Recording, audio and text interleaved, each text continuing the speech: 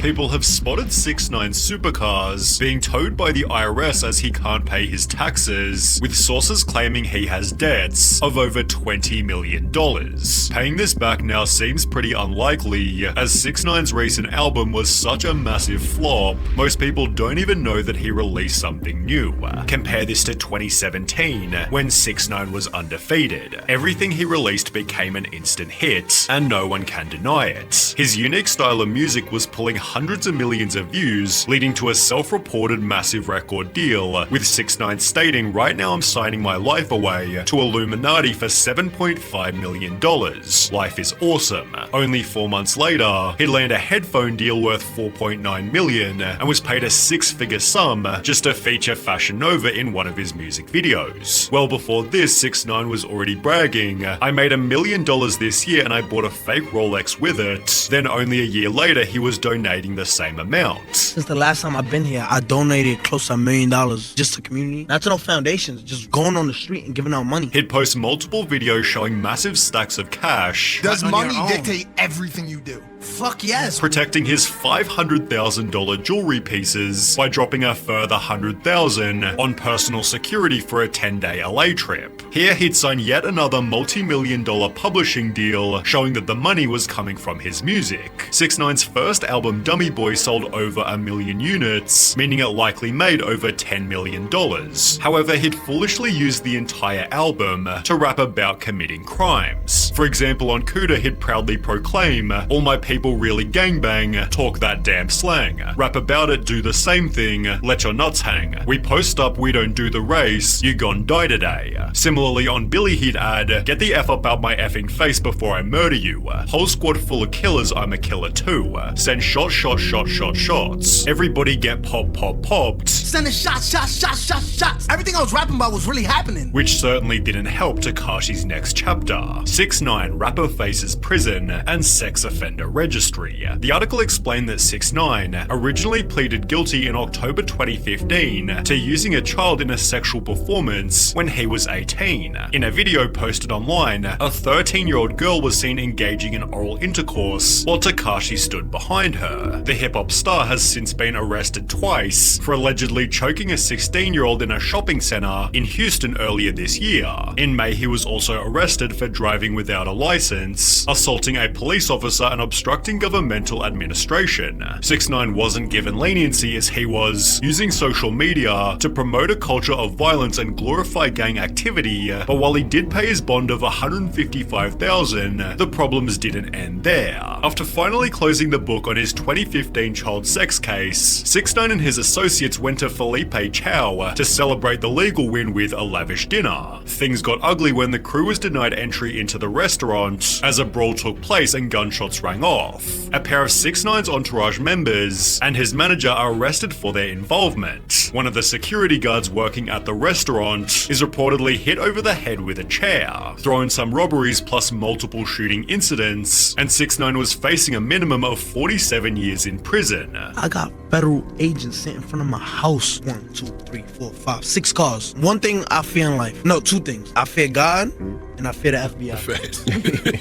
Only 2 things I'm scared of in life. He'd infamously testify against 12 co-defendants, I don't give a fuck if I'm held accountable for what I did. Yes, I snitched and I did it proudly. which reduced his sentence to just 2 years, although it also completely destroyed his credibility. 6ix9ine snitching became a whole meme format, with people joking, "6ix9ine, I ain't no snitch. Judge, 47 years. 6ix9ine, ever notice Dwayne Johnson looks like The Rock?" implying he'd say anything to get a lighter sentence. He was therefore also memed as a Karen, whilst others joked, "Imagine spending 7 years in college to become a lawyer, and your client shows up to court like this." The legal process also cost 6ix9ine a fortune. How much money have you spent on legal fees this year? Too much, right? Yeah, like $500,000. That's what I'm saying. But being sent off to prison only made him more popular. He signed a $10 million record deal whilst behind bars, and after being released only 6 months later, 6ix9ine claimed on Instagram, "I got out of jail $20 million richer."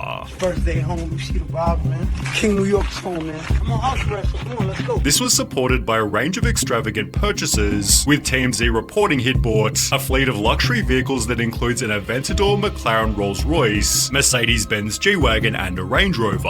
All 4 cars, Lamborghini Aventador, Wraith, McLaren, G-Wagon, all mine, all bought up. Tekashi's getting iced out too. We're told he splurged on 4 timepieces, including a Richard Mille watch, and dropped another $300,000 on a chain shaped like a shark. This is $500,000, $500,000. Look at the diamonds in them teeth. And nobody got this watch. If you don't got this watch right here, you a little boy to me. I'll kiss you on your forehead. You a little boy. Sit down. King's home. It's over. He'd then purchased this insane piece of jewelry, bragging on Instagram $1 million on a chain. Best chain in the game. My chain costs more than your whole chain piece and watch. LeMayo, you know who run the city. In a different post, he bragged 15,000 sold out show Istanbul, Turkey. 500,000 for 40 minutes. He'd show off his earnings in videos such as this one. You got 1 house right here, 2 houses right here, 3 houses right here, 4 houses right here, 5 houses right here.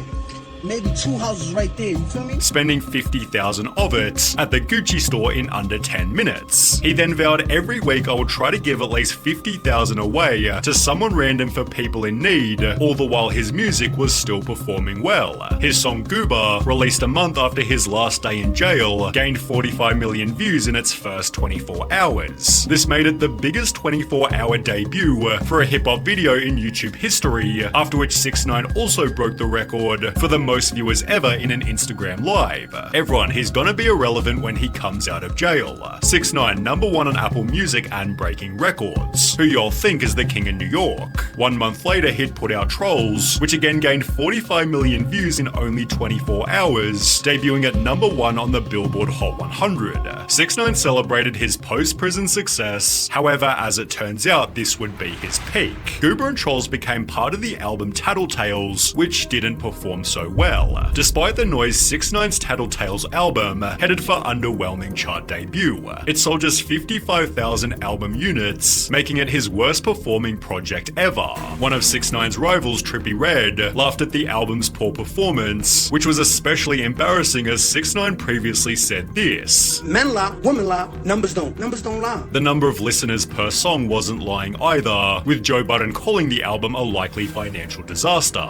He'd state that projections are lower than what it would take for an artist who travels with 9 and 10 security guards everywhere he goes. That's the part that the public never really deciphers. It's not who flopped and who didn't. It's what comes in versus what's spent. And this kid, it takes a lot for him to move around. Anthony Fantano gave the album a 3, but more notably stated, "From here, I'm not really seeing an increase in quality because I think 6ix9ine is just diving even deeper into using social media and antics and drama and clout chasing as a crutch to supplement his career." Which turned out to be correct. Rather than focusing on making incredible music, 6ix9ine seemed more concerned with social media fame. He began spending time with Steve Will Do It, who gave 6ix9ine the chance to make some extra money. Steve worked with Rumble to get him a streaming deal, which paid 6ix9ine $2 million just to stream for an hour per week. However, if 6ix9ine didn't fulfill the contract, Steve would have to pay Rumble the $2 million himself. Well, 6ix9ine took the money, then went live on Rumble only 4 times before quitting. I got him a deal, right, to play video games once a week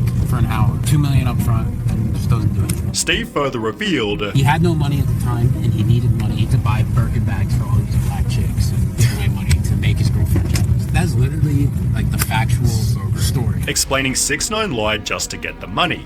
He told the company, I need $2 million up front so I can buy a content house. The guy's an idiot. Essentially, having been scammed out of $2 million, Steve exposed 6ix9ine further, showing he hadn't been supporting his daughter. I said, how much money has he given to his daughter for 5 years? He said $20,000, right? That's $4,000 a year. $4,000 a year, right? I've seen him get paid like over $10 million in 1 year. Steve then disclosed on a podcast that in addition to the $2 million he was owed, 6ix9ine also owed $10 million to the IRS, $9.8 million to a stripper he hit with a bottle, $600,000 on a house lien, and $60,000 to a home builder. Steve Will Do It concluded, dude, he's such a broke loser. Literally such a broke loser. And he's just a nasty person in general. In addition to his previous debts, 6ix9ine was ordered to pay $1 million in robbery restitution, although he'd respond by stating, I ain't got it right now. When the judge then referenced this video, 6ix9ine admitted that was prop money. I ain't got it. I'm an entertainer and obviously we talking about it, so I did a pretty good job at entertaining people.